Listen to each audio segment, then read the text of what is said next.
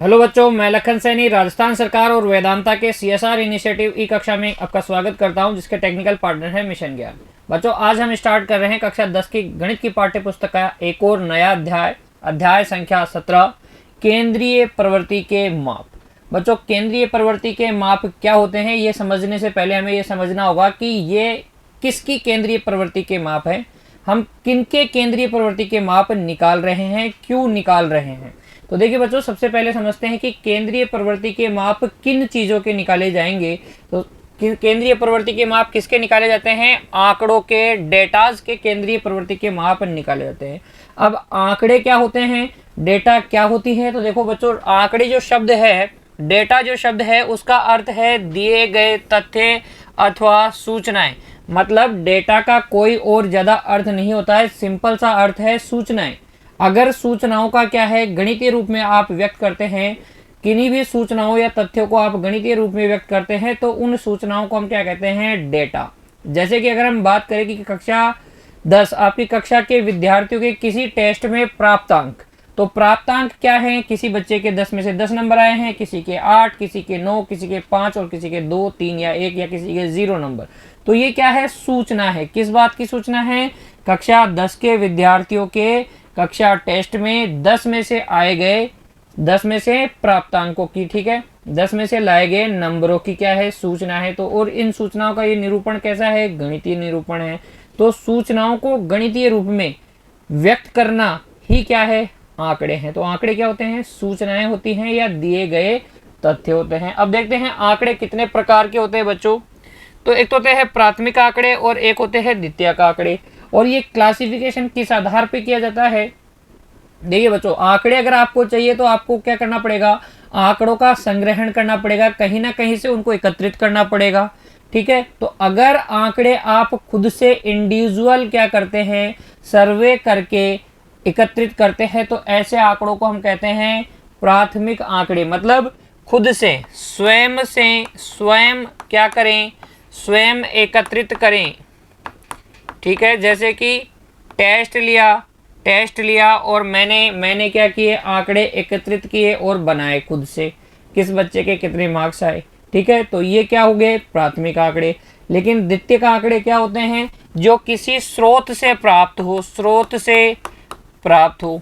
कैसे स्रोत? जैसे कि अखबार से आपको कुछ आंकड़े प्राप्त हो जाते हैं, न्यूज़पेपर से आपको आंकड़े प्राप्त होते हैं, टेलीविज़न से आपको आंकड़े प्राप्त होते हैं, मैगजीन से आपको आंकड़े प्राप्त होते हैं, पाठ्य पुस्तकों से आपको आंकड़े प्राप्त होते हैं। तो ऐसे आंकड़े जो किसी और स्रोत से आप खुद से कलेक्ट नहीं करते, किसी और स्रोत से कलेक्ट करते हैं, तो ऐसे आंकड़ों को क्या कहते हैं? द्वितीयक आंकड़े कहते हैं, ठीक है।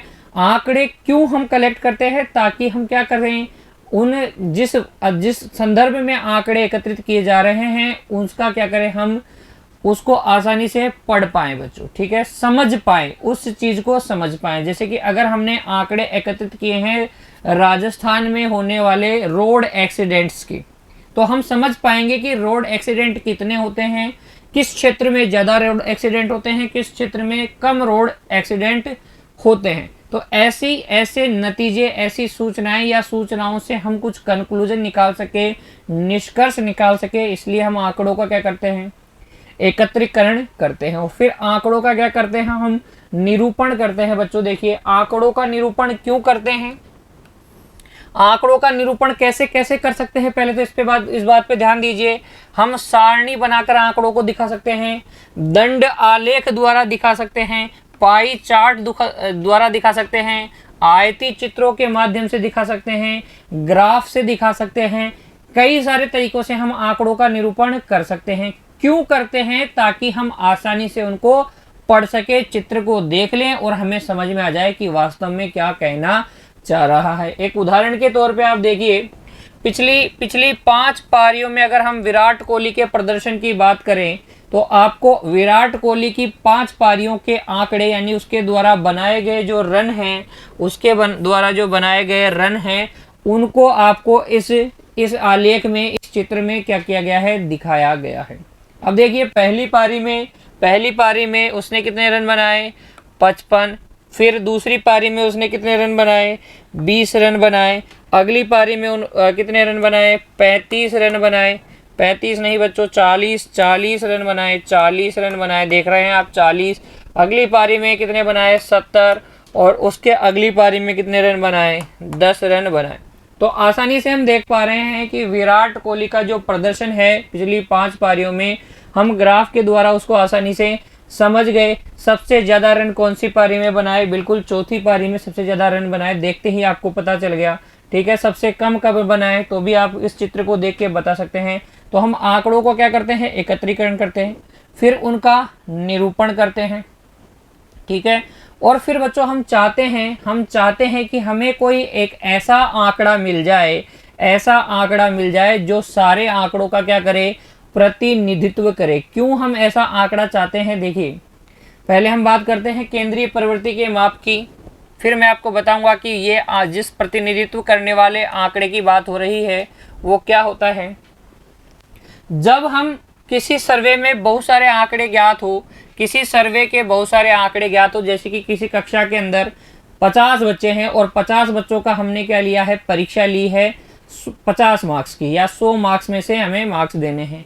तो किसी बच्चे के 100 में से 100 आएंगे, 99 आएंगे, 98 आएंगे, 33 आएंगे, 40 आएंगे, 70 आएंगे, अलग अलग 50 बच्चों के 50 तरीके के नंबर आएंगे। तो क्या अगर हमें रिपोर्ट करना है कि बच्चों के कितने नंबर आए, तो क्या हम इस तरीके से बताएंगे कि एक एक करके इस बच्चे के कितना है, इस बच्चे के कितना है, ऐसा बताना क्या है, निरर्थक है।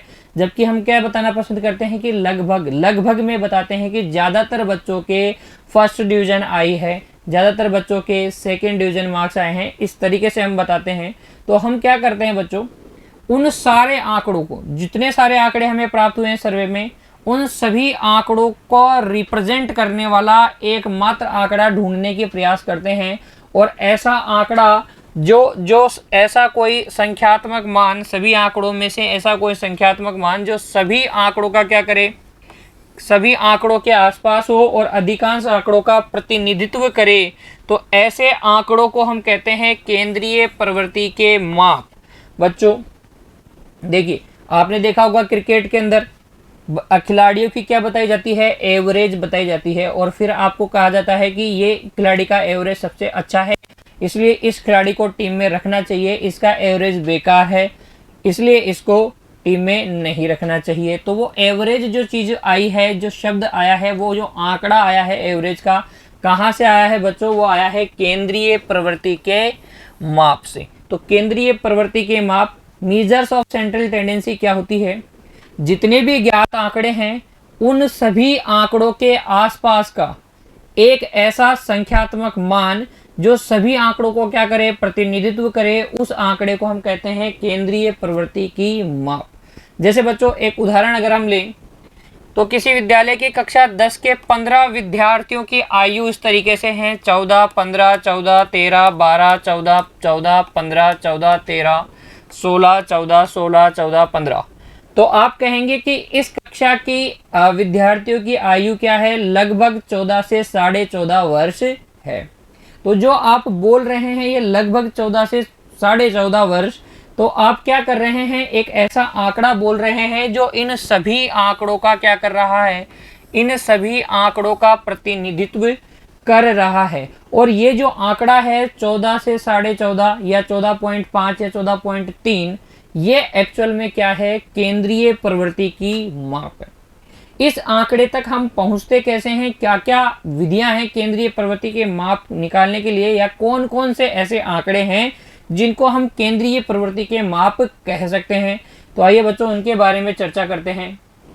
देखिए इस अध्याय में हम 3 केंद्रीय प्रवृत्ति के मापों की क्या करेंगे, चर्चा करेंगे। हम निकालेंगे माध्य मीन, या मैं कहूँ हम निकालेंगे समांतर माध्य भी बच्चों कई प्रकार के होते हैं, गुणोत्तर माध्य, हरात्मक माध्य, समांतर माध्य। इस अध्याय में हम चर्चा करेंगे समांतर माध्य की। माध्यक की चर्चा करेंगे, माध्यक भी एक केंद्रीय प्रवृत्ति का माप है। बहुलक की चर्चा करेंगे, मोड की चर्चा हम करेंगे। तो मीन यानी कि माध्य को हम दिखाते हैं बच्चों एक्स बार से, ये इसका जर्नल नोटेशन है। माध्यक को दिखाते हैं हम m से और बहुलक को दिखाते हैं हम z से। एक बार परीक्षा में प्रश्न पूछ लिया गया था कि केंद्रीय प्रवृत्ति के तीनों माप माध्यक को माध्यिका भी बोलते हैं, माध्यक या माध्यिका तथा बहुलक में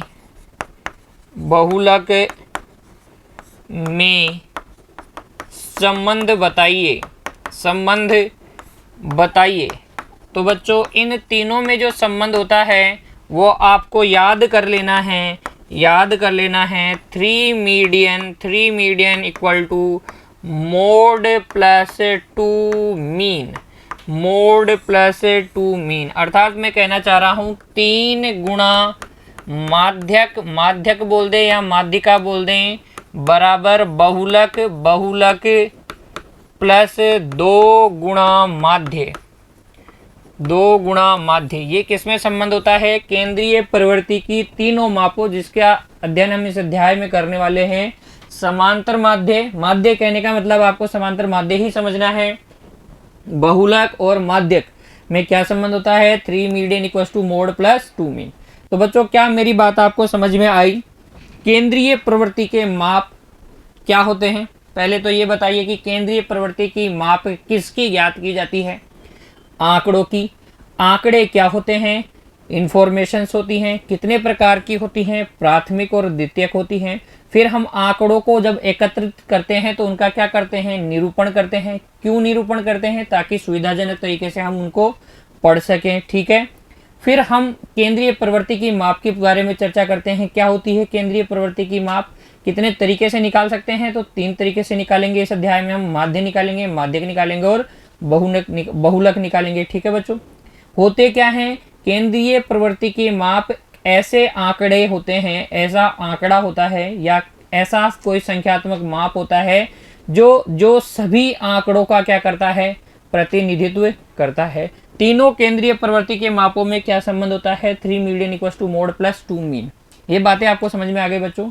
मिलते हैं अगले वीडियो में जिसमें हम चर्चा करेंगे एक एक केंद्रीय प्रवृत्ति के माप की। सबसे पहले हम चर्चा करेंगे माध्य की। तो तब तक के लिए बच्चों जो आज मैंने आपको सिखाया है उसको नोट कीजिए और याद कीजिए समझते हुए। ठीक है ना बच्चों? धन्यवाद।